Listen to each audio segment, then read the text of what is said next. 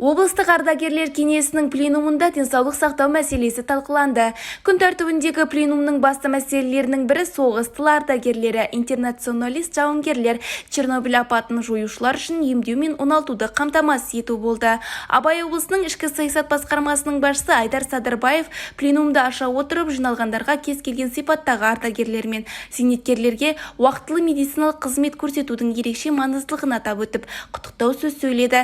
Абай облысының денсаулық сақтау басқармасының басшысы Талғат Молдабеков өңірде медициналық инфрақұрылым белсенді дамып келе жатқанын атап өтті. Басқарма басшысының айтуынша 2024 жылдың басында Абай облысында диспансерлік есепте Ұлы Отан соғысының 5 мүгедегі, 651 интернационалист жауынгер, 251 Чернобыль апатын жоюшы, 114 жаппай саяси қуғын-сүргін құрбандары болған. 2024 жылдың 5 айында ардагерлерге арналған республикалық клиникалық госпитальге 69 адам жіберілді. Оның ішінде 26 Чернобыль апатының зардаптарын жоюшы, семей ядролық сынақтардан зардап шеккен 157 азамат.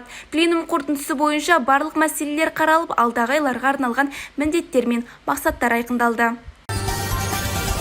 Аудан әкімі Талғат Батырұлы Мұратов жұмыс кестесіне сәйкес Қарабас ауылына барды. Сапар барысында ауылдың бүгінгі тыныс-тіршілігін бағамдап, ауыл аумағында орналасқан орман шаруашылығының жұмысында назардан тыс қалдырмады. Қарабас ауылында бүгінгі күні 920-дан астам адам тұрады. Ауыл тұрғындарының көпшілігі орман шаруашылығында және білім ордасында қызмет атқарады. Аудан басшысы орман шаруашылығында жұмыс жасайтын ауыл тұрғындарымен кездесіп, түйткілді мәселелер бойынша тілдесті. Сонымен қатар ауылдағы Таза Қазақстан Республикалық акциясы аясында өткізіліп жатқан жұмыстармен танысты. Жұмыла көтерген жүк жеңілдеген қағидатты берік ұстанған ауыл тұрғындары бірлесіп бүгінгі күні ауыл кіреберісіне қақпа орнатуда. Құрылыс жұмыстары аяқталғаннан кейін ауыл тұрғындары салтанатты түрде ашылу рәсімін өткізуді жоспарлап отыр.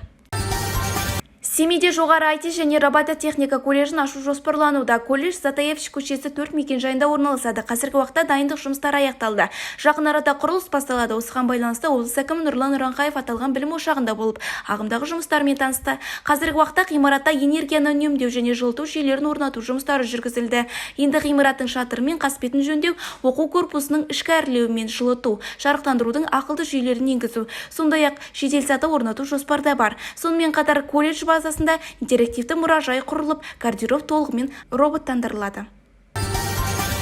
Бүгін Семей қаласы әкімінің орынбасары Арайбек Хамзаев, Абай облысының бас имамы Асқар Мұқанов, Семей қалалық санитарлық бақылау басқармасы және ауыл шаруашылығы бөлімінің басшылары Семей қаласы бойынша құрбандық шалуға болатын белгіленген орындарға барып, санитарлық тазалық мәселелері бойынша көшпелі кеңес өткізді. Құрбан шалатын орындардағы дайындық жұмыстары пысықталып, санитарлық тазалықты қатаң сақтауға шақырды. Ауыл шаруашылық жануарларын белгіленген және келісілмеген жерлерге сатуға және союға тыйым салынды.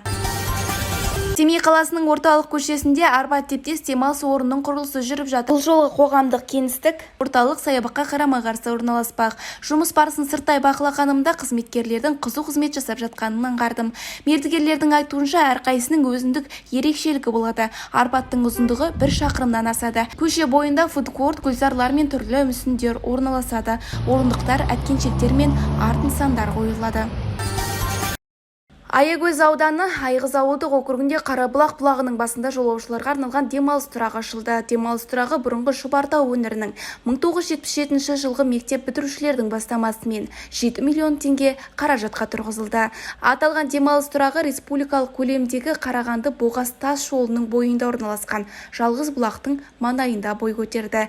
Бүгінге жаңалықтар легі осындай. Сіздермен бірге болған Сымбат Қайратқызы, Семей таңы.